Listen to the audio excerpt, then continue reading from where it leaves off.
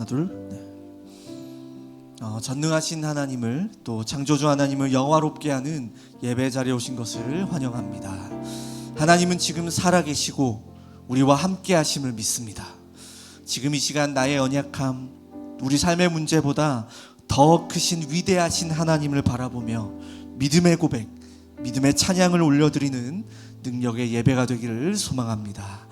이 시간 사랑받게 할 줄 모르시는 사랑의 왕 되신 우리 하나님을 찬양하겠습니다.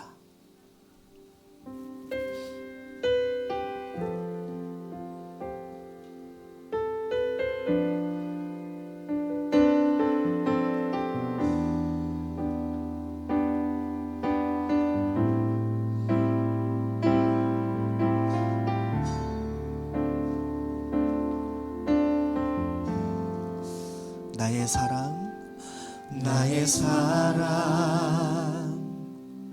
너는 어여쁘고 참 귀하다. 어느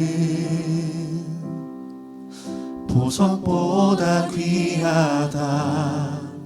내가 사랑스럽지 않을 때 너를 온전히 사랑하고 너와 함께하려 내가 왔노라.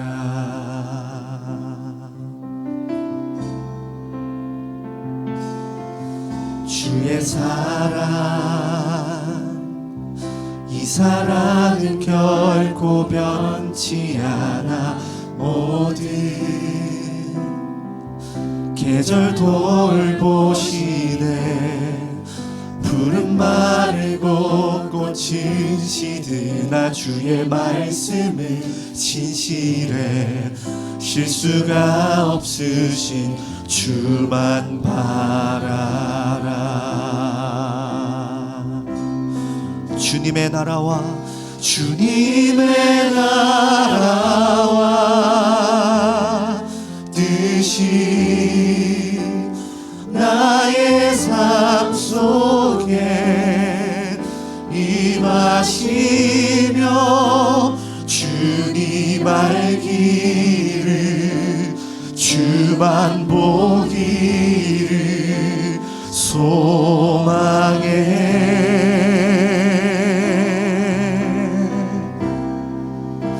거룩히 살아갈 힘과 두려움 없는 믿음 주신 나의 하나님. 완전한 사랑 찬양해. 하나님의 사랑을 찬양합니다. 나의 사랑, 너는 어여쁘고 너는 어여쁘고 참 귀하다. 어느 보석보다 귀하다. 내가 사랑스럽지 않을 때 너를 온전히 사랑하고 너와 함께하려 내가 왔노라. 주의 사랑은 변치 않습니다. 주의 사랑, 이 사랑은 결코 변치 않아. 모든 계절 돌보시네. 푸른 마르고 꽃은 시드나 주의 말씀은 진실해. 실수가 주만 바라라. 고백합시다. 주님의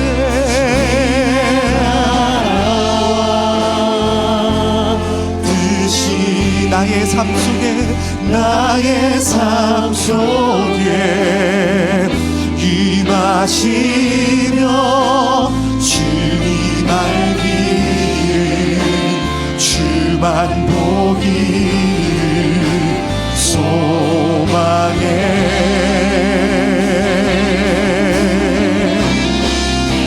거룩히 살아갈 힘과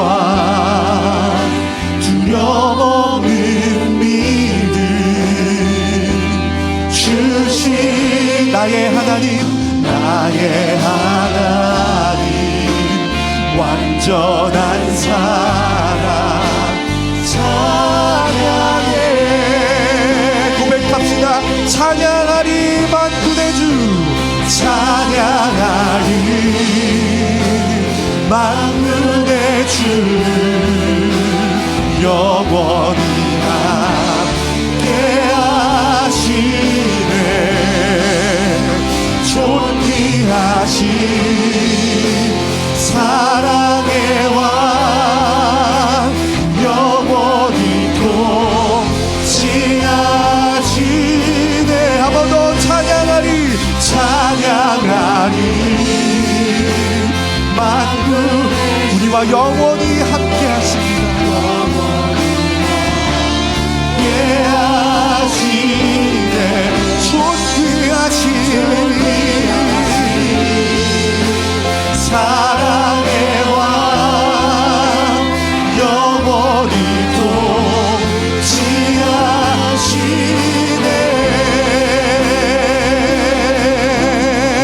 주님의 나라와 주님의 나라와 뜻이 나의 삶 속에 임하시며 주님 알기 주만 보기를 소망해.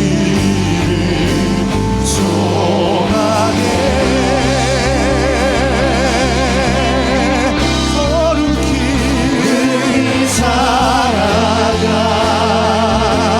힘과 두려움없는 믿음 주신 나의 하나님 완전한 사랑 참. 두 손을 높이 들고 고백합시다. 주님의 나라와 뜻이 주님의 나라와 뜻이 나의 삶 속에 임하시며 주님 알기를 원합니다. 주만 보기를 원합니다. 소망해.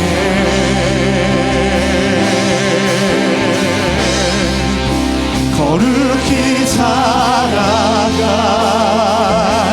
힘과 두려움없는 믿음 주신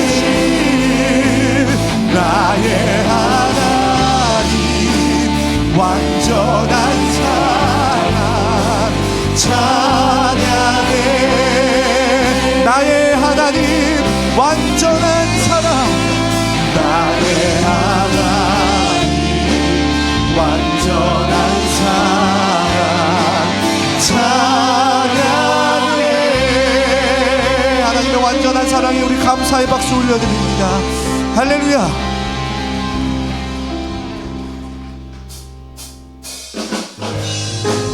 하나님의 전능하신 팔로 우리를 영원히 안고 계십니다. 이 시간 하나님의 사랑을 믿음으로 우리 기쁨으로 찬양하겠습니다. 주의 친절한 팔에 안기세 우리 마음이 평안하리니 항상 기쁘고 복이 되겠네. 영원하신 팔에 안기세 주의 팔에 크신 팔에 안기세 주의 팔에 영원하신 팔에 날이 갈수록 주의 사랑이 그를 광명하게 비치고 전성 가는 길 편히 가니 영원하신 팔에 안기세 주의 팔에 크신 팔에 안기세 주의 팔에 영원하신 팔에 주의 보좌로 나아갈 때에 기뻐 찬미 소리 외치고 겁과 두려움 없어지니 영원하신 팔에 안기 주의 팔에 그 크신 팔에 안기세 주의 팔에 영원. 우리 3절 한번 더 고백할까요? 주의 보좌로 나아갈 때에 기뻐 찬미 소리 외 겁과 두려움 없어지니 영원하신 팔에 안기세 주의 팔에 그 크신 팔에 안기세 주의 팔에 영원하신 팔에 주의 팔에 그 크신 팔에 안기세 주의 팔에 영원하신 팔에 안기세. 할렐루야. 아멘. 영원하신 팔, 영원한 말씀으로 우리를 인도하시는 말씀이신 하나님을 시간 믿음으로 선포합니다. 푸른 마르고 꽃은 시드나 푸른 마르고 꽃은 시드나 주의 말씀은 영원해. 푸른 마르고 꽃이 시드나 주의 말씀은 영원해. 주의 말씀을 믿는 자, 주의 말씀을 믿는 자 주의 구원을 얻으리. 주의 말씀을 행하는 자 그의 능력을 보게 되리라. 주의 말씀은 영원해. 주의 말씀은 영원해. 주의 말씀은 영원해. 영원해. 한 번 더 고백합니다. 푸른 마르고 꽃은 시드나 푸른 마르고 꽃은 시드나 주의 말씀은 영원해. 푸른 마르고 꽃은 시드나 주의 말씀은 영원해. 주의 말씀을 믿는 자, 주의 말씀을 믿는 자 주의 구원을 얻으리. 주의 말씀을 행하는 자 그의 능력을 보게 되리라. 주의 말씀은 영원해. 주의 말씀은 영원해. 주의 말씀은 영원해. 주의 말씀은 영원해.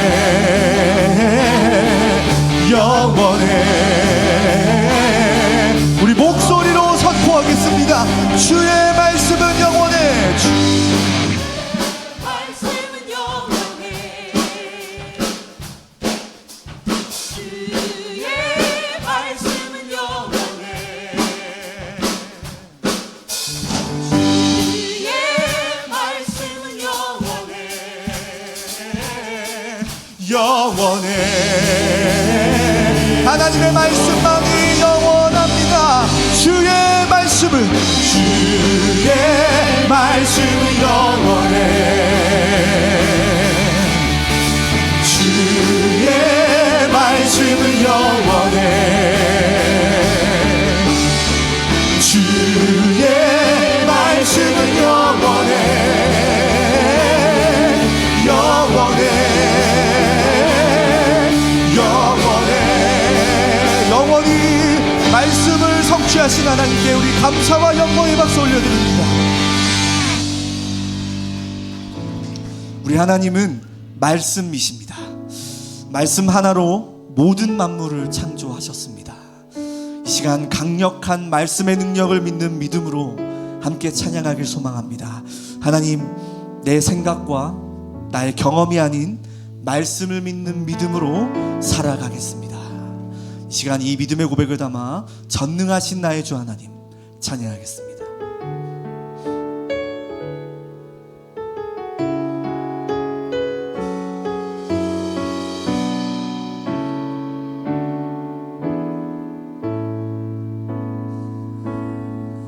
전능하신 나의 주 하나님은 능치 못하실 일이 전혀 없네. 우리의 모든 간구도 우리의 모든 생각도 우리의 모든 꿈과 모든 소망도 신실하신 나의 주 하나님은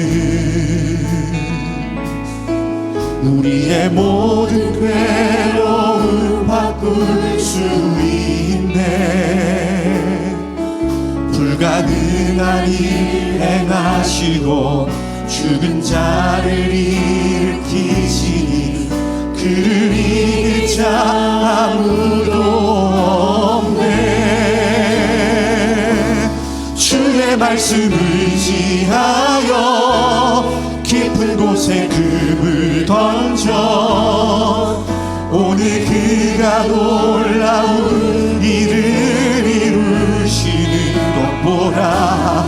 주의 말씀을 의지하여 믿음으로 금을 던져 믿는 자에게 능치 못함 없네. 우리 하나님은 전능하십니다. 전능하신 나의 주 하나님은 능치 못하실 일 전혀 없네. 우리의 모든 간구도 우리의 모든 생각도 우리의 모든 꿈과 모든 소망도 신실하신 나의 주 하나님은 우리의 모든 괴로움 바꿀 수 있네. 불가능한 일 행하시고 죽은 자를 일으키시니 그를 이길 자 아무도 없네. 주의 말씀 의지하여 깊은 곳에 금을 던져 오늘 그가 놀라운 일을 이루시는 것 보라. 주의 말씀 의지하여 믿음으로 금을 던져 믿는 자에게 잊지 못함 없네. 주의 말씀 의지하여 주의 말씀 의지하여 깊은 곳에 금을 던져 오늘 그가 놀라운 일을 이루신 것 보라. 주의 말씀 의지하여 하나님은 말씀이심을 믿습니다. 오직 하나님의 말씀만 믿는 믿음으로 살아가겠습니다. 두 손을 높이 들고 주의 말씀 의지하여 깊은 곳에 금을 던져 오늘 그가 놀라운 일을 이루시는 것 보라. 주의 말씀 의지하여 믿음으로 금을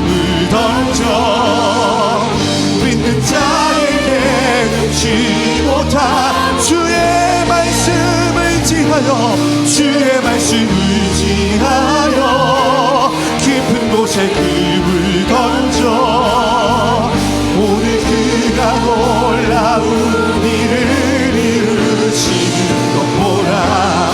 주의 말씀 의지하여 믿음으로 금을 던져 믿는 자에게 능치 못한 믿는 자에게 능치 못한 믿는 자에게 능치 한 번 더 믿는 자에게 능치 못한 믿는 자에게 능치 못하겠네. 하나님 이 시간 말씀을 지식이 아닌 글이 아닌 하나님의 언약으로 믿음으로 바라보게 하여 주옵소서. 그 말씀을 선포하시는 정성민 목사님에게 성령의 충만함과 감절의 영감을 더하여 주옵소서. 함께 기도하며 나아가겠습니다. 하나님 감사합니다. 지금 이 시간 하나님 말씀이 믿는 말씀을 성취하시는 하나님을 믿는 믿음으로 말씀을 언약으로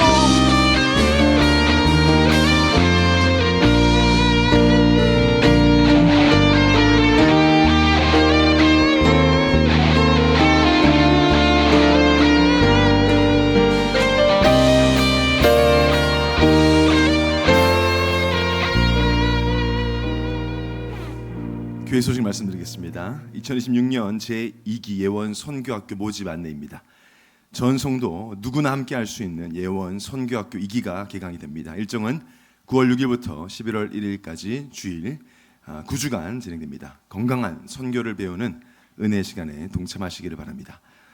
2026년 하반기 평신도 교육훈련 안내입니다. 9월 5일부터 11월 28일 매주 토요일에 진행되는 하반기 평신도 교육훈련을 통해 영적인 무장을 견고히 하는 축복을 누리시길 바랍니다. 나머지 자세한 광고는 주보를 참고해 주시고 오늘 은혜 받고 승리할 하나님 말씀 요한복음 2장 1절에서 11절까지의 말씀입니다. 저 여러분이 한 절씩 교도하겠습니다. 제가 먼저 읽겠습니다. 사흘째 되던 날 갈릴리 가나에 혼례가 있어 예수의 어머니도 거기 계시고 포도주가 떨어진지라 예수의 어머니가 예수에게 이르되 저들에게 포도주가 없다 하니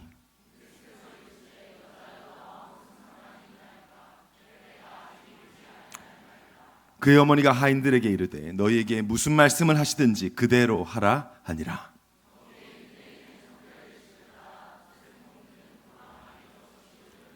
예수께서 그들에게 이르시되 항아리에 물을 채우라 하신즉 아귀까지 채우니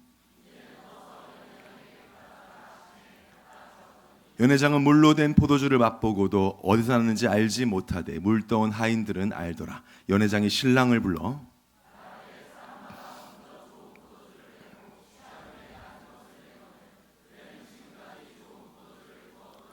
가지겠습니다.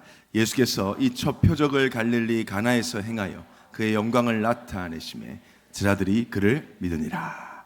아멘. 우리 신앙 고백하겠습니다. 항상 기뻐하라. 쉬지 말고 기도하라. 범사에 감사하라. 이것이 그리스도 예수 안에서 너희를 향하신 하나님의 뜻이니라. 아멘. 옆에 사람과 인사하겠습니다. 하나님을 영화롭게 하는 삶을 삽시다. 한 번 더 인사하겠습니다. 순종이 제사보다 낫습니다. 우리의 삶의 목적은 하나님을 영화롭게 하는 것입니다. 하나님을 영화롭게 한다는 것은 하나님만으로 즐거워한다는 것이에요. 여러분 오늘 이 예배 시간에 하나님으로 인해 즐거워하시기 바랍니다. 하나님이 나에게 뭘 해주셔서가 아니라 하나님 자체를 즐거워하는 거죠. 나 지금 하나님이 나와 함께 하시는구나. 내가 오늘도 이런저런 일을 겪었고 이런저런 죄를 짓기도 했고 내가 이런저런 어려움이 있었지만 내가 이 시간 하나님을 예배할 수 있구나. 예배하게 하신 하나님을 찬양합니다라는 마음으로 하나님을 즐거워할 때 하나님은 영광을 받으시는 줄 믿으시기 바랍니다. 하나님을 가장 근본적으로 영화롭게 하는 자세가 바로 예배죠. 하나님께 나를 거룩한 산 제물로 드리는 예배 없이 하나님을 영화롭게 하는 삶을 살 수가 없습니다. 오늘 수예배를 통해서 하나님이 큰 영광을 받으시는 시간 되기를 예수님 이름으로 축원합니다. 이거들이 말씀 가지고 무슨 말씀을 하시든지라는 제목으로 말씀 증거하겠습니다. 저는 이제 헬스장에서 운동을 하는데요. 운동을 할 때 제가 이제 이어폰으로 주로 설교 말씀을 듣습니다. 담임 목사님 말씀도 듣고 또 다른 신학자 분들의 강의도 듣고 하는데 헬스장의 음악 소리가 너무 커요. 그래서 사실은 이 좀 신경 쓸 때가 있어요. 말씀을 듣고 싶은데 이 노이즈 캔슬링이라는 기능으로 이렇게 외부 소리를 차단을 해도 막 뚫고 막 들어오는데 주로 그 노래들이 뭐 최신 가요들이에요. 처음에는 그게 시끄럽게 조금 거슬리다가 시간이 지나면 그냥 별로 신경이 안 쓰입니다. 왜냐하면 제가 최신 음악을 하나도 몰라요. 그래서 들어도 그냥 모르니까 지나가게 되고 소음처럼 느껴지게 됩니다. 근데 그러다가 어느 순간 노래가 딱 들릴 때가 있어요. 어떤 노래냐? 내가 아는 노래. 제가 어릴 때 많이 들었던 노래. 그런 노래를 요새 리메이크를 해서 요즘 가수들이 옛날 노래를 이렇게 리메이크를 하면 말씀은 안 들리고 그때부터 이제 가요가 들려요. 은혜를 받고 같이 이렇게 듣다 따라 부르고 막 이러는데 이런 리메이크한 곡들의 특징을 보면요. 이 원곡을 넘어서지를 못해요. 보면. 그러니까 원곡보다 더 좋은 리메이크 곡들은 없는 것 같습니다. 특히 그 중에서도 아주 유명했던 노래들은 모든 사람들이 알만한 노래를 리메이크를 아무리 잘해도 그 우리가 처음 들었던 그 어릴 때 들었던 그 감동이나 그 기분을 넘어서기는 좀 어렵고 오히려 그걸 듣다가 원곡을 듣고 싶은 이런 경우도 있습니다. 사실 오늘 이 본문이요. 우리 목회자들에게는 설교하기가 굉장히 부담스러운 본문이에요. 너무 유명해요. 다 모르는 사람이 없어요. 이 설교를 가지고 지금까지 수천 년 동안 많은 목회자들이 설교해 왔어요. 예수 믿는 사람이라면 한 번쯤은 다 들어본 본문입니다. 예수님이 공생의 첫 이적을 베푸신 장면이기도 하고 뭐 가나 혼인잔치의 기적으로 알려져 있는 장면이에요. 어릴 때 저는 이 내용을 가지고 찬양 어린이 찬양도 있었어요. 여기 아시는 분들 계실지 모르겠는데 지난주 햇불기대회 선교사님 찬양을 너무 잘하시던데 제가 부를 수는 없을 것 같습니다. 그분처럼. 그러니까 예수님이 말씀하시니 뭐 이런 물이 변화에 포도주 된다 이런 찬양이었는데 뭐 그러니까 어린이들도 알아요. 예수님이 가셨는데 이제 물이 변해서 포도주가 됐다. 너무 익숙한 본문이어서 아마 여기 어른 성도님들은 한 20-30번 혹은 그 이상 이 본문에 관한 설교를 다 들어보셨을 겁니다. 우리나라의 유명한 목사님들이 하도 많이 설교를 하셔서 저도 오늘 무슨 생각으로 내가 이 본문을 정했을까 부담스럽고 아마 이렇게 주보를 미리 보시는 분들은 요한복음 2장 별로 기대가 안 되는 무슨 말 할지 알 것 같은 그럴 수도 있죠. 오늘 보면 저에게도 굉장히 개인적으로 특별한 본문입니다.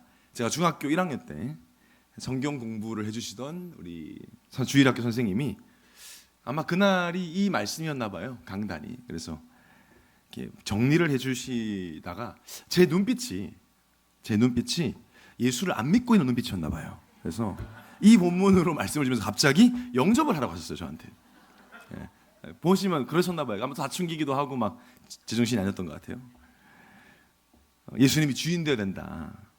예수님이 손님이면 네가 아무리 열심히 살고 최선을 다해도 모자랄 거다. 중학교 1학년 어린아이한테 이렇게 저주하듯이 얘기하셨어요. 이렇게 모자랄 거고 안 될 거고 너는. 그러니까 아주 사실적으로 우리 예원 선생님들은 보통 아니시잖아요. 이렇게 뭐 격려 이런 거 없어요. 안 될 거다 너는. 필연적으로 모자랄 거다. 아마 제 상태였던 것 같아요. 또 시간표가 됐겠죠. 그래서 제가 그때 진심으로 이렇게 너무 진지하게 내가 그동안 모태신앙이었지만 예수님이 주인이 아니었을 수 있겠다. 손님이었던 것 같다. 뭔가 내가 더 내 마음대로 살고 싶은 이런 의지와 욕구들이 예수님이 내 주인이 아니어서인가 보다. 그래서 정말 진지하게 당시에 제 아마 의지에도 성령이 역사하셨던 것 같아요. 진심으로 마음을 열고 그 전에도 영접기도 얼마나 많이 해요. 그때는 뭐 그냥 심심하면 영접기도 뭐 수련회만 가면 확신 없지 막 확신 있어도 없다고 하면서 일어나서 영접기도 시켰던데. 그래서 그때 진정으로 내가 예수님을 주인 삼아야 되겠다. 그래서 저에게 누군가가 언제 진정으로 인격적으로 예수님 영접하셨습니까? 어떤 말씀 들으셨습니까? 하면 저는 이걸 얘기하거든요. 요한복음 2장의 말씀을 듣고 그 선생님을 통해서 제가 물론 믿었었겠지만 그때도 은혜로 그 전까지도 인격적으로 예수를 믿었다라고 얘기하는 기억이 있습니다. 저에게도 그렇고 여러분에게도 그렇고 아주 익숙한 말씀입니다. 그 익숙함과 기대되지 않음을 다 넘어서 오늘 이 자리에 오신 성도님에게 하나님이 또 새로운 은혜를 주실 줄 믿습니다. 이 본문을 여러 관점으로 볼 수 있겠지만 오늘은 순종이라는 관점으로 보려고 합니다. 물이 포도주가 된 엄청난 기적보다 더 중요한 이 본문의 메시지는 바로 순종이라는 단어 안에 있습니다. 오늘 말씀을 통해 어떤 말씀, 무슨 말씀에도 순종할 수 있는 영적인 힘을 공급받는 최고의 날이 되시기를 예수님으로 축원합니다. 첫 번째로 결핍을 채우는 순종입니다. 우리 1절부터 4절 다시 보겠습니다. 사흘째 되던 날 갈릴리 가나에 혼례가 있어 예수의 어머니도 거기 계시고 예수와 그 제자들도 혼례의 청을 받았더니 포도주가 떨어진지라. 예수의 어머니가 예수에게 이르되 저들에게 포도주가 없다 하니 예수께서 이르시되 여자여 나 무슨 상관이 있나이까 내 때가 아직 이르지 아니하였나이다. 자, 예수님이 계신 결혼 잔치집에 포도주가 떨어졌습니다. 지금 뭐 다 아시겠지만 지금 현대의 결혼식에서 피로연에서 음료수가 떨어진 것과는 아예 다른 상황이에요. 지금과는 아예 다른 상황이고요. 당시 유대의 결혼 잔치는 대략 일주일 정도 지속되는 잔치이고 가족뿐만 아니라 지역, 친척, 마을 공동체가 다 참여하기 때문에 신랑 측은 이 손님들을 충분히 대접을 해야 될 사회적 책임이 있었습니다. 그래서 만약에 잔치 중간에 포도주가 떨어진다는 것은 신랑 입장에서는요 수치스러운 일인 거예요. 체면이 완전히 구겨지고 손상이 되는 아주 불미스러운 사람들을 입방아에 오르락내리락 하는 아마 예수를 믿지 않은 사람들은 그냥 아주 불운한 재수 없는 집 이렇게 낙인이 될 수 있는 심각한 일인 거예요. 그래서 포도주가 떨어졌다라는 말은 그 잔치와 관련된 사람에게는 청천벽력 같은 너무 심각한 말이에요.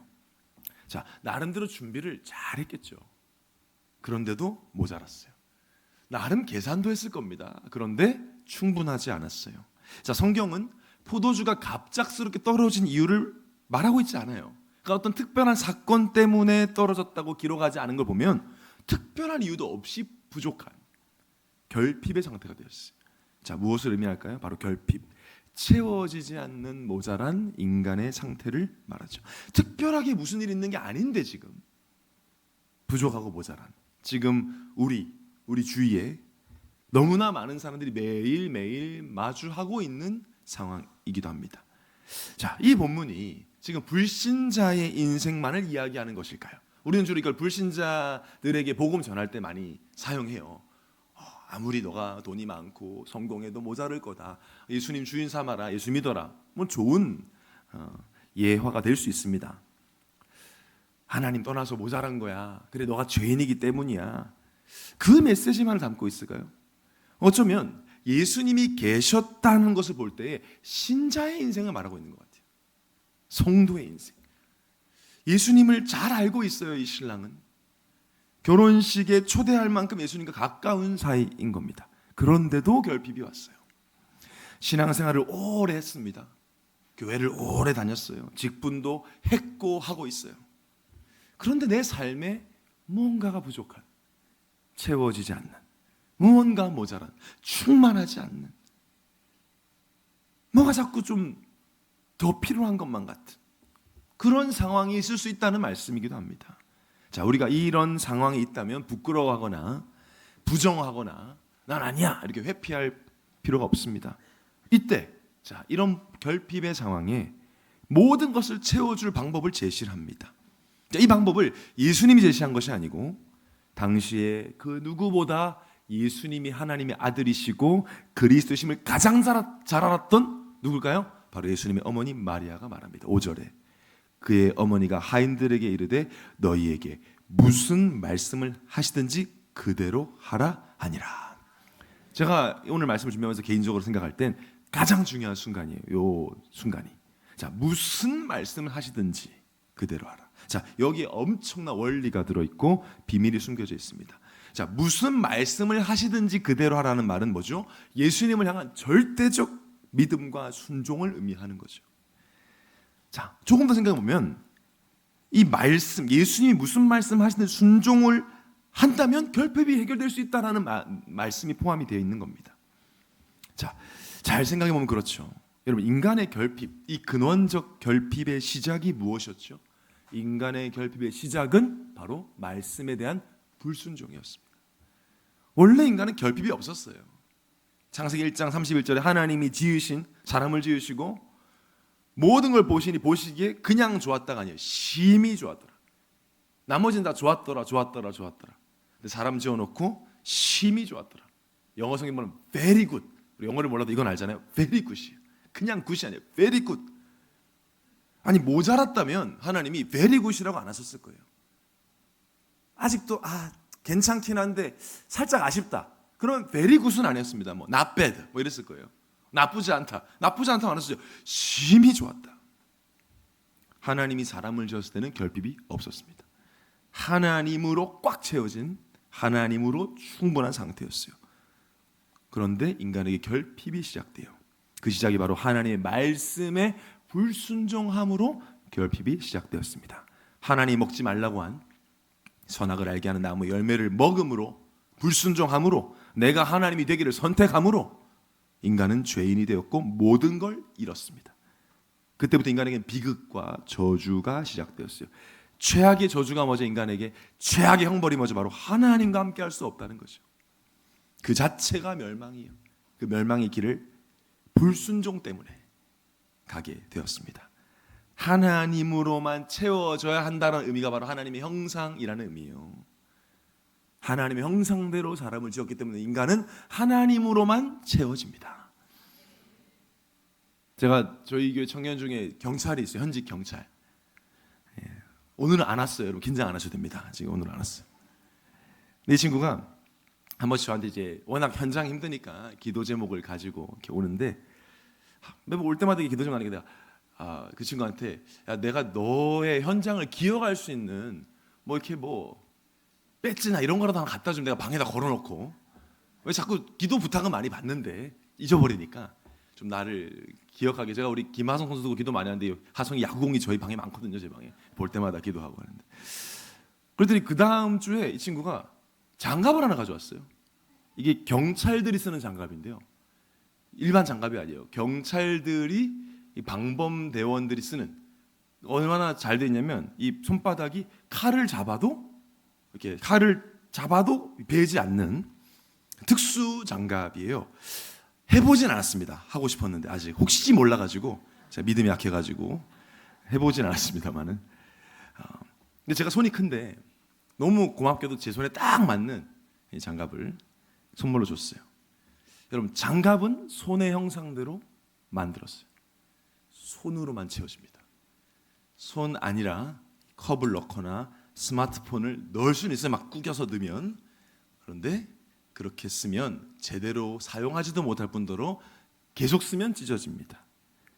망가집니다. 그리고 그걸 만든 사람들은 너무너무 안타까워하겠죠. 지금 사람들이 이렇게 살죠. 하나님의 형상이라는 말은 하나님으로 채워야 돼요. 말씀으로 채워야 되는데 다른 걸로 채우려고 하죠. 그래서 찢어져요. 가정이 하나님으로 채워야 돼요. 타락 전 아담과 하와는 살 중에 살, 뼈 중에 뼈라고 했을 때 그 부부관계는 하나님으로 채워져 있었어요. 다른 걸 넣으면 가정이 찢어져요. 부모 자식 간이 찢어져요. 돈으로 채우면 삶이 찢어져요.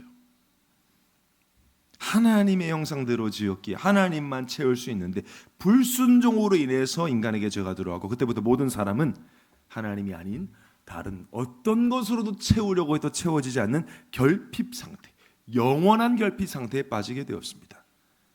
하나님 믿지 않는 자들은 절대 채울 수 없습니다. 근원적으로 채워지지 않습니다. 영적으로 죽어 있어서 모를 뿐, 잘 사는 것처럼 보일 뿐 모자란 상태로 살아가죠. 자, 그런데 하나님 우리는 믿잖아요. 예수를 믿잖아요. 하나님 믿고 말씀을 믿는데도 논리적으로 우리는 결핍이 되면 안 돼요. 그죠? 하나님 만났기 때문에. 근데 왜 우리가, 예수 믿는 우리가 결핍의 상태에 빠지냐는 거. 아니, 불신자들은 그럴 수 있어요. 왜 우리도 결핍이 되냐. 매주 교회 오는데, 매주 예배 드리는데, 직분하고 헌신도 하고 섬기고 기도도 하는데 왜 하나님이 주시는 기쁨과 감사로 충만해서 흘러 넘치지 않을까. 포도주는 당시 고대 사회에서는 기쁨을 상징하기도 했습니다. 포도가 모자랐다는 건 기쁨이 모자라요. 왜 기쁨이 넘치지 않을까? 하나님과 함께하고 예수를 믿는데 나 크리스찬이요 라고 말하는데 그 이유가 바로 내 삶에 순종이 없기 때문이라는 거예요. 자, 5절을 다시 보겠습니다. 그의 어머니가 하인들에게 이르되 너에게 무슨 말씀을 하시든지 그대로 하라. 이게 쉬울까요, 여러분? 무슨 말씀을 하든지 그대로 하라.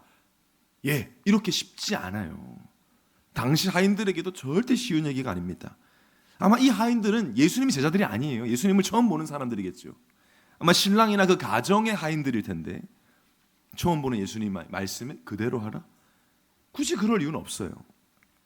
6절에 보니까 거기에 유대인의 정결 예식을 따라 두세 통 드는 돌 항아리 6이 놓였는지라 예수께서 그들에게 이르시되 항아리에 물을 채우라 하신즉 아기까지 채우니. 자, 하인들은 예수님 누군지 모릅니다. 얼떨결에 마리아의 말을 듣고 예수님께 갔는데 무슨 말씀하든지 그대로 하라고 했으니까 그러면 이제 좀 기대를 하잖아. 뭔가 이 사람에게는 뭔가 기발하고 참신한 대단한 말씀이 혹은 아이디어가 있겠지라고 했는데 항아리에 물 채워서 갖다 주라고 한단 말이죠. 당시에는 유대인들은 항상 밥 먹기 전에 손발을 씻는 그 물을 담은 항아리들이 있었고 그 당시에 6개가 있었다고 나와 있죠. 역사학자들에 따르면 한 항아리당 100리터 정도의 물을 담을 수 있어요. 100리터 엄청 무거워요. 여러분 1.5리터, 1.5 2개 들어도 무겁잖아요. 100리터짜리 100리터 물 담고 항아리 무게까지 엄청난 양이에요. 수도꼭지 틀어놓고 받을 수 있는 때가 아니잖아요. 그거 들고 가서 우물에서 길러서 퍼서 와야 돼. 엄청 귀찮은 일이에요 지금 이거. 저 같으면 안 했을 것 같아요. 네가 가져가라 그랬을 것 같아요. 엄청 무거워요. 그걸 6개나 있어요. 아기까지 채우래요 또. 채우다 막 흐르고 막 넘치고 번거로운 일입니다. 그리고 그 항아리가요 평상시에 깨끗하게 청소해 놓는 항아리가 아니에요. 식용수를 담는 마실 수 있는 물을 담는 항아리가 아니기 때문에 그렇게 관리를 잘 안 하는 항아리란 말이죠. 어떤 목사님이 성지순례를 다녀오셨는데 이걸 보셨대요. 실제로 지금도 있다는 거죠. 지금도 유대인들이 식사 전에 손을 씻는 항아리가 있는데 보니까 막 코딱지 떠다니고요. 더럽다는 거예요 그게. 벌레도 돌아가 있고 아니 그렇겠죠. 뭐 바람도 불고 하니까. 거기다 물을 담으라는 거죠. 아니 포도알 한 2-3개라도 좀 봉봉처럼 몇 개 떠주면 그래도 뭔가 그래도 뭐 가능성 보일 수 있을 텐데 그냥 갖다 주래요. 근데 지금 가기 전에 어떻게 들었죠? 무슨 말씀 하시든지 이해가 안 되는데 일단 그래서 8절에 가니까 예수님이 아무것도 안 하시고 뭐 수리 마술 이런 거 안 하시고 그냥 떠서 갖다 주라는 거. 8절에 연회장에 갖다 주라 하니까 저기요 이렇게 안 했어요. 이봐요 이건 아니죠. 떠다니는 코딱지 안 보이십니까? 뭐 이렇게 안 했어요. 갖다 주었어요. 하인들은 자신들이 뭐에 무엇을 담았는지 다 알고 있습니다. 그런데 갖다 주는 것까지가 순종이에요. 대부분 사람들이 담는 것까지는 합니다. 우리로 치면 아멘은 합니다. 포럼도 합니다. 기도도 합니다. 근데 실행을 안 합니다. 액션으로 옮기지는 않습니다.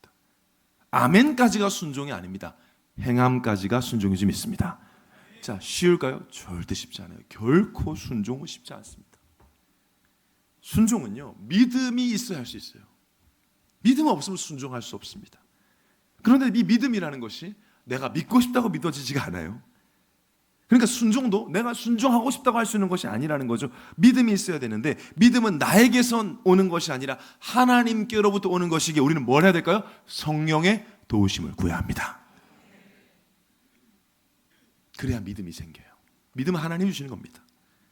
왜 믿음이 필요할까요? 믿음이 필요하다는 것은 우리의 이성과 합리를 넘어서는 일들이 있기 때문이고요. 우리의 상식으로 이해할 수 없는 일을 받아들이기 위해서는 반드시 믿음이 필요합니다. 그래서 예수님께서 먼저 본이 되어 주셨어요. 이 땅에 오셔서 순종의 축복을 보여주셨어요.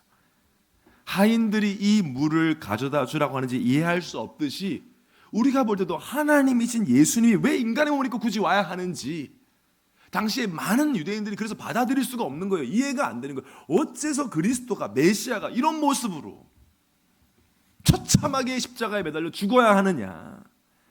이해할 수 없지만 예수님은 순종하셨어요. 하나님 말씀을 그대로 이루셨어요. 그래서 다 이루었다는 거죠. 다 이뤘다는 게 우리의 뭐 경제 문제 끝내주거나 건강 문제 다 이뤘다는 말이 아니죠. 구약의 모든 약속을 다 이루신 것입니다. 순종하신 거예요. 십자가의 순종이죠. 그런데 예수님도 육신이 있기 때문에 순종을 쉽게 그냥 하시지 않았죠. 보여주셨어요. 순종하기 위해 기도하셨어요. 누가복음 22장 42절 44절에 이르시되 아버지여 만일 아버지의 뜻이건대 이 잔을 내게서 옮기시옵소서. 그러나 내 원대로 마시옵고 아버지의 원대로 되기를 원하나이다 하시니 천사가 하늘부터 예수께 나타나 힘을 더하더라. 예수께서 힘쓰고 애써 더욱 간절히 기도하시니 땀이 땅에 떨어지는 핏방울 같이 되더라. 순종하기 위해서 예수님도 땀이 핏방울 되듯 기도하셨어요. 누워서 그냥 TV 보다가 순종이 되어지지 않는다는 거예요. 여러분, 우리는 이렇게 말씀에 순종하기 위해서 우리가 씨름을 하는지 한번 돌아봐야 합니다. 주일에 아멘 해놓고 과연 우리가 그 말씀에 순종하기 위해서 땀방울이 핏방울이 되듯 천사가 힘을 더하여 달라고 기도하는지 우리는 오늘 돌아봐야 할 것 같습니다. 육신을 가진 예수님도 하나님 뜻에 복종하기 위해 간절히 기도하셨습니다. 그래서 우리의 기도는 지금 이 예수님의 기도가 되어야 하는 것이죠. 무엇을 달라 하는 기도보다 성령의 도우심, 무엇을 위해서요? 하나님, 내가 당신의 말씀에 순종할 수 있도록 나를 도와주시옵소서. 성령의 도우심 없이는 순종할 수가 없습니다. 자, 오늘부터요, 말씀 듣기 전에 그 기도하시는, 예배 때 오셔서 이 기도하는 겁니다. 요새 우리 예원 성도님들 성경 많이 읽어줘 필사 많이 하시는데 성경요 그냥 읽으면 그냥 딴 생각하다 끝나요. 필사도 글은 쓰고 있는데 생각은 딴 걸 생각하고 있죠. 말씀을 쓰기 전에 읽기 전에 듣기 전에 오늘 이 말씀을 듣다가 읽다가 쓰다가 순종할 수 있는 은혜를 달라고 성령이여 도와주옵소서 기도하시기를 바랍니다. 쉽게 받아들일 수 없는 예수님 말씀에 하인들이 순종했고 어떤 일이 일어났죠? 두 번째로 순종과 함께 오는 변화입니다. 오늘 9절 다시 봅니다. 연회장은 물로 된 포도주를 맛보고도 어디서 났는지 알지 못하되 물돈 하인들은 알더라. 연회장이 신랑을 불러 말하되 사람마다 먼저 좋은 포도주를 내고 취한 후에 낮은 것을 내거늘 그대는 지금까지 좋은 포도주를 두었도다 아니라 순종했을 뿐인데 변화가 일어났어요. 물이 포도주가 되었습니다. 왜 우리의 삶에, 우리의 신앙생활에 변화가 일어나지 않을까? 성경은 분명히 변화를 말하고 있어요. 그럼 내 삶에 변화가 없는데 성경은 변화를 말한다면 우리는 빨리 확인해야 돼요. 왜 그렇지? 분명히 성경은 변화를 얘기하는데 왜 나는 변화가 없지? 나는 작년이나 재작년이나 어제나 오늘 나는 그리스도가 아닌데 왜 난 똑같은 것인가? 순종이 없어서일 수 있다는 거죠. 말씀을 듣기도 하고 노트도 하고 묵상도 하는데 여러분 들었다고 썼다고 묵상했다고 순종한 것은 아닙니다. 담임 목사님께서 변화와 성장을 많이 말씀하십니다. 그것은 담임 목사님 말씀이 아니라 성경 전체 온통 변화와 성장의 이야기예요. 예수님이 십자가 지실 때 두려워하며 예수님을 저주하며 떨며 도망갔던 제자들이 마가의 다락방에서 성령의 충만을 받고는 변했어요. 완전 다른 사람이 되었어요. 뭐부터 바뀌었죠? 말부터 바뀌었죠. 불의 혀처럼, 왜 하필 혀인지 모르겠지만 불의 혀처럼 역사한 임한 성령이 그들이 혀를 잡아서 하나님의 큰 일을 말하기 시작했어요. 가장 분명한 변화가 말이었습니다. 예수님 왕 되시면 내가 오른팔 할 겁니다, 왼팔 할 겁니다, 이런 건달 같은 소리 하던 제자들이, 누가 더 큽니까 천국에서, 이 얘기하던 제자들이 하나님의 큰 일을 말하기 시작했어요. 문제와 핍박 속에서도 기쁨으로 예수는 그리스도라고 말하기를 쉬지 않았어요. 말이 변했습니다. 성경은 분명히 기록해요. 변화. 근데 여러분, 내 신앙생활에 변화가 없으면, 그것도 오랜 시간 변화가 없으면 변화와 성장이라는 말을 들으면 은혜가 안 돼요. 듣기만 해도 부담스러워요. 마음이 다쳐요. 오히려 축복된 말인데 나는 요즘 이 변화와 성장이란 말이 은혜가 안 돼. 말씀이 안 들려. 잘 들리시잖아요 사실. 근데 내가 와닿지 않으니까 이제 안 들려. 내가 변화와 성장이 없으면 변화와 성장에 관련된 메시지가 듣기가 싫어요. 그러니까 다른 말씀, 유튜브로 이제 변화와 성장 말씀 절대 안 하시는 목사님들 계시잖아요. 주로 위로와 공감, 부부 사이 회복 이런 거. 내면을 성찰하는 말씀들을 많이 듣죠. 듣는 건 좋죠. 들을 수 있죠. 근데 우리가 하나님 앞에 한번 코람되어 하나님 앞에 서서 거짓 없이 서서 질문해 봐야 합니다. 하나님의 절대 주권 속에 교회에 세운 주의 사자를 통해 나에게 주신 말씀에 나는 순종하고 있는가? 오늘 하인들 보면 5절 다시 보면 예수님에게 가기 전에 무슨 말씀을 하시든지 그대로 하라. 이 말은 예수님 말씀 듣기 전부터 순종할 자세를 가졌어요. 이것이 굉장히 중요합니다. 말씀 듣기 전부터 순종할 자세로 말씀을 들어야 됩니다. 내려놓음이라는 책으로 우리에게 잘 알려져 계신 이용규 선교사님은 이렇게 말씀하셨어요. 하나님의 음성이 나에게 들리지 않는 이유는 들어보고 순종을 결정하려고 하기 때문이다. 말씀을 듣기 전에 어떤 말씀을 하시던 순종하겠다는 마음이 있다면 말씀은 들리게 되어 있다.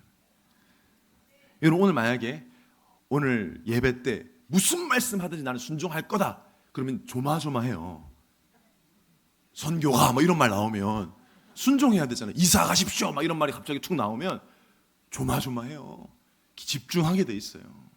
근데 그냥 와서 공감되면 재미있으면 이해되면 한번 해보려고 하니까 순종도 안 되고 들리지도 않아요. 자, 예수님의 말씀을 듣기 전에 하인들은 이미 순종할 마음으로 갔어요. 그리고 그 말씀에 순종했을 때 변화와 성장은 따라왔을 뿐이에요. 여러분 순종은 강압적이지 않습니다. 어떤 면에서는 순종에서 변화와 성장을 얻어내는 것이 아니죠. 내가 순종하니까 하나님 변화시켜 주세요가 아니죠. 순종을 왜 하죠 우리가? 받은 은혜가 너무 커서 되어지죠. 나를 위해 죽으신 저 예수님이 무슨 말씀하시든지 나에게 유익하든 무익하든 나는 순종합니다. 그 순종은 결국 뭘까요? 믿음의 반응이에요. 나는 당신을 믿습니다. 그리스도이신 당신이 무슨 말씀하신 나는 그대로 믿습니다. 하나님 말씀을 하시면 우리는 반응하는 게 신앙생활입니다. 하나님 말씀을 했는데 반응 안 하는 건 신앙생활이 아니에요. 그래서 앤드류 머레이라는 신학자는 기도하지 않는 죄가 굉장히 큰 죄라고 말해요. 기도는 전능자 창조주가 우리에게 내민 초대장인데 기도하지 않는 건 그것을 무시하는 하나님께는 치욕스러운 일이라고 했어요. 그래서 사무엘은 기도를 싫은 죄를 범하지 않겠다고도 했죠. 그럼 반응을 한다는 거예요. 말씀하시면 반응하고 말씀하시면 반응하고. 그러니까 순종의 사람은 말씀에 굉장히 민감합니다. 설교를 들을 때도 성경을 읽을 때도 그냥 듣거나 읽지 않습니다. 오늘 왜 이 말씀 듣게 하시지? 내가 지금 이런 상황인 걸 하나님 아시는데 왜 이걸 듣게 하시지? 왜 이 본문으로 이 말씀을 주시지? 내가 이러한 결정들을 앞두고 있는데 왜 이 말씀 주시지? 민감하게 받아들여요. 그래서 예배가 중요하고 말씀 듣는 시간이 중요한 것입니다. 그래야 말씀이 이끄는 삶을 살고 변화와 성장을 경험할 수 있죠. 다시 말씀드리지만 순종은 내 힘으로 안 됩니다. 그래서 우리는 성령의 도우심을 끊임없이 구합니다. 여러분 설교 들을 때도 지금도 구하셔야 돼요. 성령님 나를 도와주세요. 이 말씀이 들리고 순종할 힘을 나에게 주옵소서. 성경을 읽을 때도 쓸 때도 마찬가지. 그래야 말씀을 통해 변화가 있죠. 변화 없는 읽기, 쓰기, 듣기는요 종교 활동이 돼버려요. 나중에는 쓴 게 하나의 의가 되어 나 필사했다. 나는 변화가 없어요. 그러면 오히려 그게 나에게 이렇게 도움이 되지 않아요. 저도 마찬가지예요. 저는 뭐 너무 부족한 사람이고 죄성이 너무 많이 남아있고 연약한 사람이기 때문에 늘 성령의 도우심을 구합니다. 최근 몇 달 동안에도 하나님이 개인적으로 막 경험을 하게 하셨어요. 중요한 결정을 두고 그냥 감정적으로 뭐 사람에게 물어보고 결정하는 게 되게 중요한 결정 아니잖아요. 정말 하나님 앞에 기도하고 왜 이런 일을 이 시간표에 이런 만남을 이런 사건을 이런 생각을 가장 중요한 건 뭐예요? 왜 이 말씀 듣게 하셨을까? 인생을 두고 중요한 결정을 앞두고 기도하면서 말씀 받았어요. 내 인간적인 여러 가지 생각이 있지만 다 내려놓고 강단 말씀을 들었어요.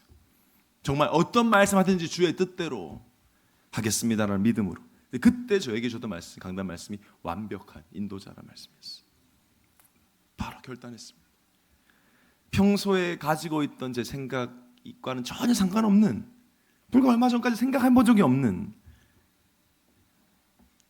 그러나 말씀 듣기 전에 이미 순종하겠다는 마음을 주셨고 순종하고 결단하고 나니까 평안이 임했어요. 하나님 원하시는 결정이구나. 몇 달이 지난 지금 변함없이 더 확신 있게 그 말씀을 믿고 있어요. 여러분, 우리에게 순종의 경험이 있어야 합니다. 순종의 경험이 없이 변화와 성장도 없습니다. 순종의 경험은 나의 고집과 내 주장을 버리게 합니다. 특히 올해가 가기 전에 우리는 정말 내가 그리스도 예수의 마음을 품고 살리고 세우는 응답을 받으려면 말씀에 민감한 사람이 되어 순종해야 합니다. 저도 그 씨름을 하고 있어요. 우리가 여기 계신 분들은 다 그리스도 예수의 마음 품기를 기도하고 계시잖아요. 여러분 어떠세요? 살리고 세우는 것만 관심 가지게 되세요? 아니면 작년하고 재작년하고 비슷하십니까? 우리가 올해 원단 말씀 받을 때 어떤 마음이었죠? 이건 하나님 말씀이고 올해 방향이다. 나에게 성취된 말씀이다라고 받았어요. 저도 들으면서 그래, 그리스도 예수님 마음 품는 것보다 결론에 더 원띵, 이 한 가지다. 올해는 그게 되어져야 한다. 그래, 내가 지금 사역을 얼마나 했고 뭐 열매가 어떻고가 뭐가 중요하냐? 하나님 보실 때는 내가 그리스도 예수의 마음을 품었느냐가 중요한데, 저는 그렇게 기도하는데요, 의외로 가장 먼저 보게 하는 것이 제 안에 죽어 있는 것들을 먼저 막 보게 하세요. 내 안에 죄를 보게 하시고 이 고집을 보게 하시고 이런저런 핑계대고 합리화하는 걸 막 보게 하세요.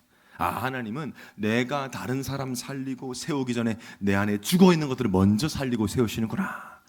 여러분, 언제 살아납니까? 순종할 때예요. 말씀에, 또 기도하는 중에 주신 그 마음에 순종하는 거죠. 그러면 내가 세우는 것이 아니에요. 우리가 무슨 사람을 세워요? 나도 잘 못 세우는데 내 인생을. 우리가 무슨 힘으로 사람을 살리고 세웁니까? 우리가 할 수 있습니까? 살리는 것은 영이십니다. 성령이 하세요. 하나님이 하세요. 이사야 44장 19절에 보니까 보라, 누가 새 일을 내가 새 일을 행하리니 이제 나타낼 것이다. 자, 새 일을 행하시는 분은 하나님이십니다. 그럼 우리는 내가 새 일을 행하는 것이 아니라 새 일을 행하시는 하나님을 붙잡는 거예요. 자, 붙잡는 것이 뭐죠? 보이지도 않는 하나님 어떻게 붙잡죠? 말씀에 순종하는 것이 새 일을 행하시는 하나님을 붙잡는 것입니다. 자, 그러면 하나님이 변화와 성장을 경험하게 하시죠. 그러면 이제 할 말 있는 사람이 돼요. 그때 순종이 제사보다 나음을 말하는 증인이 되는 것입니다. 그 사람 주위에는 사람이 모여요. 왜? 변화하고 성장하니까. 비결이 뭐야? 왜 당신에게는 새로운 냄새가 납니까? 어떤 사람들은 20년 전 이야기를 아직도 하는데 왜 당신은 어제 오늘 일어난 이야기를 합니까? 뭐가 그렇게 새로워? 뭐가 그렇게 달라? 뭐 그렇게 재밌어? 사람이 모여요. 반대로 예전에 했던 10년 전에 했던 불신앙을 또 하고 있고 또 사람 얘기하고 불평하는 사람은 만나고 싶지 않죠. 자, 나는 어떤 사람인지 생각해 보셔야 합니다. 교회에서요, 매번 세상 이야기하고 뭐 주식 이야기하고 투자 이야기하고 집값 이야기하고, 새 가족들이 우리 교회 왔을 때 세상에서도 듣는 얘기 여기서 또 듣고 싶지도 않거든요. 그런 얘기하는 동안 믿음의 고백이 한 번이 없다면 교회에서 굳이 만날 이유가 없죠. 근데 왜 그런 말만 하느냐? 내가 순종해 본 적이 없으면 할 말이 별로 없어요. 내가 말씀에 순종을 해봐야 할 말이 있거든요. 변화, 성장에 대해서. 자, 오늘부터 어떤 말씀을 하시든지 순종하겠다는 믿음의 고백 하나님께 드리시기 바랍니다. 오늘부터 성령의 도우심을 순종할 수 있는 은혜를 구하는 기도가 시작되기를 예수님으로 축원합니다. 자, 결론입니다. 11절을 보겠습니다. 예수께서 이 첫 표적을 갈릴리 가나에서 행하여 그의 영광을 나타내심에 제자들이 그를 믿으니라. 자, 이 변화와 기적의 목적은 변화와 기적을 자랑하기 위함이 아니었습니다. 야, 포도주 맛 좋다. 이 집은 포도주가 안 떨어진다. 그걸 말하기 위한 기적이 아니었고, 그의 영광을 나타내심에 변화와 기적의 주체이신 예수 그리스도를 드러내고 전하기 위함이었습니다. 가나 혼인잔치의 표적을 통해서도 포도주 맛있다가 남은 게 아니고 그리스도의 영광이 나타났다고 기록하고 있어요. 그리고 제자들이 그를 믿게 되었어요. 우리가 말씀에 순종하여 변화와 성장을 경험했을 때 이 변화와 성장을 드러내기 위함이 아니라는 겁니다. 내가 순종했더니 이 문제 해결됐어, 내가 순종했더니 이게 풀렸어를 말하기 위함이 아니라 사람들이 물어볼 때, 궁금해할 때 우리는 우리의 시선을 그리스도께로 돌려야 합니다. 이 변화와 성장, 이게 중요한 게 아니야. 내가 지금 뭐 돈이 좀 생기고 뭐가 좀 해결돼, 그게 중요한 것이 아니야. 절대로 해결되지 않는, 절대로 당신은 하나님 만날 수 없는 그 상태를, 그 문제를 해결하신, 나의 신분을 변화시킬 수 있는 유일한 분이 계신데 그분이 바로 예수 그리스도시다. 그것을 우리는 전달하는 것이죠. 변화의 원천은 예수님이시라고, 그분은 그리스도시라고, 그분은 하나님이시라고, 그분의 말씀에는 무슨 말씀이 순종하면 우리는 변화한다고. 그래서 그리스도를 드러내고 그리스도를 증거하는 그리스도의 증인으로 살아가시기를 예수님으로 축원합니다. 이 시간 우리 말씀 붙잡고 기도하겠습니다. 이 시간 말씀 받은 대로 하나님, 말씀 받기 전부터 이제 무슨 말씀을 하시든지 순종하겠습니다. 순종할 수 있는 믿음의 사람 되게 하여 주시옵소서. 순종을 통해 변화와 성장을 이루는 순종의 증인이 되게 하여 주시옵소서. 나를 통해 하나님 홀로 영광을 받으시고 하나님을 영화롭게 하신 예수님처럼 나도 하나님을 영화롭게 하는 인생을 살게 하여 주시옵소서. 이제 합심을 한번 기도하겠습니다. 살아계신 아버지 하나님 감사합니다. 하나님 무슨 말씀하시든지 순종할 수 있는 은혜를 내려 주시옵소서. 어떤 말씀하시든지 순종할 수 있는 믿음의 사람이 되게 하여 주시옵소서. 순종을 통해 변화와 성장을 이루고 변화와 기적의 주체이신 그리스도를 드러내고 증거하는 나의 남은 인생이 되게 하여 주시옵소서. 이 그리스도 안에 있다고, 완전한 축복이 있다고, 하나님 만나는 유일한 길 되시고 하나님으로 채울 수 있는 유일한 통로가 되시고 그리스도 예수를 믿으라고 말할 수 있는 하나님께 영광 돌리는 삶을 사는 영혼의 모든 성도 다 되게 하여 주시옵소서. 아버지 하나님, 어떤 말씀하셔도 믿음으로 순종하시고 순종했을 때 그리스도의 능력이 나타나고 변화되어서 많은 사람들이 우리를 보며 예수를 믿게 되는 역사가 일어날 수 있도록 하나님께서 은혜 내려 주시옵소서. 오늘 예배 우리 인생의 중요한 전환점 되게 하여 주시옵소서. 이제는 우리의 주인 되시는 주 예수 그리스도의 은혜와 하나님의 크고 놀라우신 사랑하심과 성령의 내주인도 교통 충만하신 역사가 무슨 말씀 하시든지 그 말씀에 순종함으로 변화와 성장, 그 일의 주체가 되시는 그리스도 예수만을 드러내고 증거하며 하나님께 영광 돌리기를 소원하는 수요예배에 참석한 주의 귀한 제자들 머리 위에 이들의 가정과 후대와 현장 위에 영원토록 항상 함께 있을지어다. 아멘.